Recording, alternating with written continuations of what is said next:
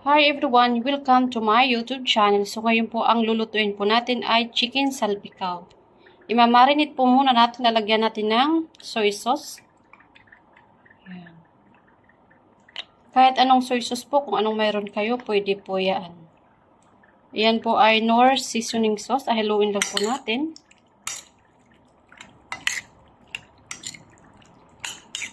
Then lalagyan po din natin yan ng black pepper.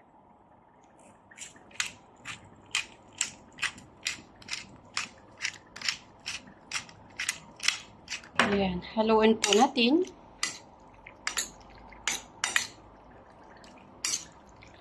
Ayan, so ang iba pong ingredients po namin ay meron po kaming may garlic, may chili po para may kunting kick, at meron din po kaming mushroom. Kahit anong mushroom, gusto po ng fresh or inca no problem, saka oyster sauce. Ito po yung seasoning kasi less po siya ng sodium. O, sige. Ayan, maglalagay po tayo ng konting olive oil. Ayan, lagyan po natin ng konting butter.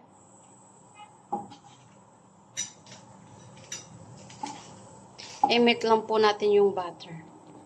Natin yung garlic.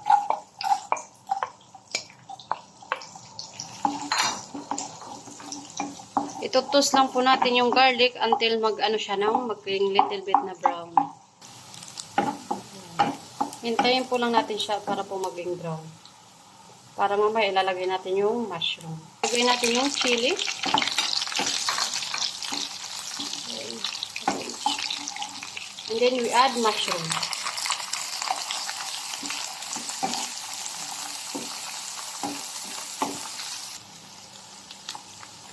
Ayan, haluin lang po natin siya.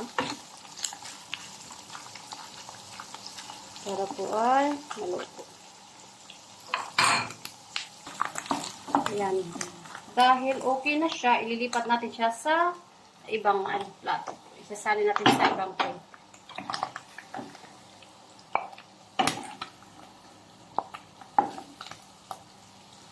Pwede ganito na lang.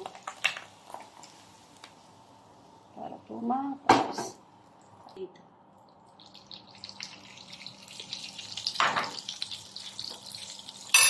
And then, we add our chicken.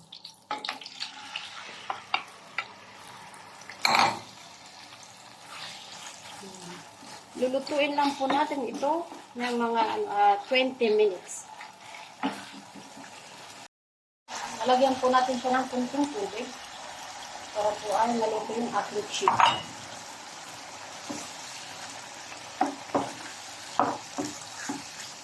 Tatakpan ko lang po yan para siya ay talagang maluto talagang maayos.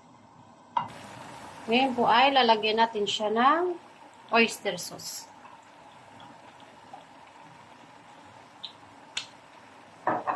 Ayan, haluin na po natin.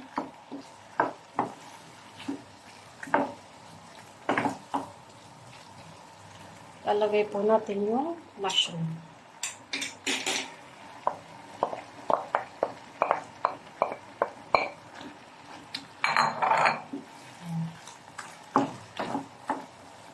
Lagyan pa natin ng konti.